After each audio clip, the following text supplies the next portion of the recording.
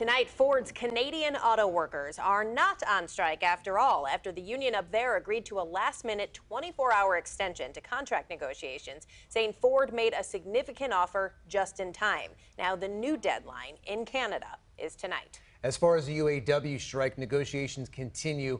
Union President Shawn Fain, who warns the Big Three if major progress is not made by Friday at noon, more workers will go on strike. Now, the White House team that had planned to come to Detroit to potentially intervene will now conduct their meetings from Washington. Joining us tonight is Luigi Gjokaj, Vice President of UAW Local 51, which is made up of Stellantis workers. Thanks for being here, Luigi. Thanks for having me. So, day 5, your particular part of UAW, you guys have not walked off the job. So you are very busy right now, still participating in a way, even though you're still working, right? Yeah, we're organizing. We're still going over our plan. Should we get the call, if that comes. We're supporting our brothers and sisters on strike at the 3 plants. Obviously, the 2 closest being in Wayne and the Toledo Jeep plant.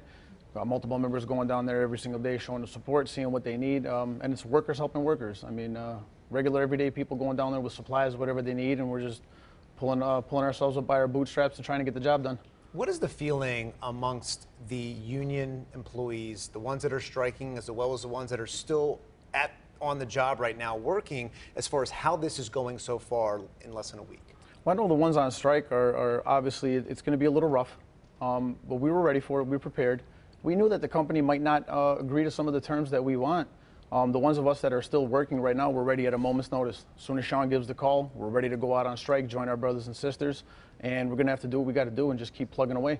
These companies are not being fair, and it's evident of them waiting till the last minute and getting labor charges filed on them to even come with an offer. I mean, every contract has an expiration date, including this one. Once it gets ratified, whenever that happens, it will have an expiration date, so it didn't come by surprise. Some of the companies have announced temporary layoffs as a result of this plant-by-plant strategy. Is that a conversation among members? Are people worried about that? I mean, we're always worried about anything during contract time. Even during the years where we had the no strike clause, we were worried about what was going to happen with the contract. I'm more worried about my brothers and sisters being made whole for the 15 years of concessions they've taken, even before I got hired in. People that were at the top wage back then, I believe in '08 was $28 an hour. And they only got a $3 raise over 15 years. I mean, inflation is at 20%. The car manufacturers have raised the price of their cars 34%.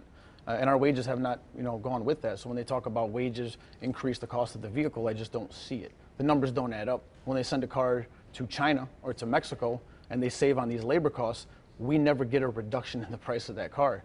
Matter of fact, as a slap in the face to the American consumer, the Jeep Cherokee that went to Belvedere, or it was in Belvedere and it went to Mexico. In Illinois. It went down there and they actually raised the price on it. They're paying these people $20 a day because they can get away with it, exploiting, people in a situation. So if my wages go up and they say the vehicle prices go up, well, the wages went down. Why didn't the price of that vehicle come down? And I have yet to have any CEO answer that question. And I actually challenge any one of them to answer that question. The CEOs kind of contest that, look, if we meet their demands, we'll be bankrupt and we won't be able to continue. What is your response to when you hear that? My response is, why do they never have money for us, but they have 500 million euros in stock buybacks to do the day the contract expired? There's money to go around. We're just asking for our fair share. Labor's only 5% of the cost. Maybe they should focus on that 95% and manage that section of wherever they're making their mistakes. I don't assume to know how to manage their business, but they shouldn't assume to know what it takes for me to survive on a one-income wage, which is impossible with what they're paying. Even at my top rate of $31 an hour, that's $66,000 a year. Unless I'm working 70 hours a week living in the plant, I mean, at some time I have to sleep, I have to eat, the commute time, I have to enjoy my children. I have 3 of them. I'd love to see a lot more. I just don't think they live in our kind of world. Your family roots run pretty deep in the auto industry, right? Yes. Tell me about that. So my grandfather came to the country late 60s, early 70s, got hired in at Chrysler, worked for 30 some odd years and was able to actually retire with a pension and enjoy his grandkids and some of his great grandkids before he passed away. And we don't have that anymore. That American dream doesn't exist for us. I don't have a pension. I don't have health care when I retire. I don't have a path to retirement. If I do 30 years like my grandfather did, and I decide it's time for me to hang it up and start fishing, I actually voluntarily quit.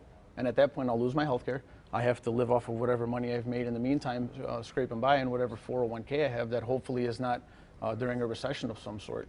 Shawn Fain, under his leadership, he's putting his foot down, drawing a line in the sand.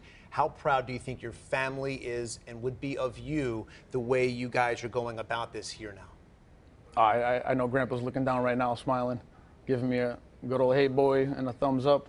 You know, he was a great guy. He was a hard worker. He believed in working for everything you get. He said, you work hard enough and you'll make it. And he was excited when I got into Chrysler in 2010. He goes, hey, you're doing the job I used to do. It's a good job. You can raise your family. He was able to raise a family of 5, and he was the only one that worked. My wife has to work full-time with me to make ends meet. Thankfully, we have family that can help out with childcare, because childcare costs, as everybody knows, is through the roof. I mean, it's as much as a mortgage. So yeah, I think Grandpa's looking up or looking down saying, good job. All right, well, Luigi, we appreciate your time so much. This is Luigi Gjokaj, Vice President of UAW Local 51. We appreciate your time today. Thank you.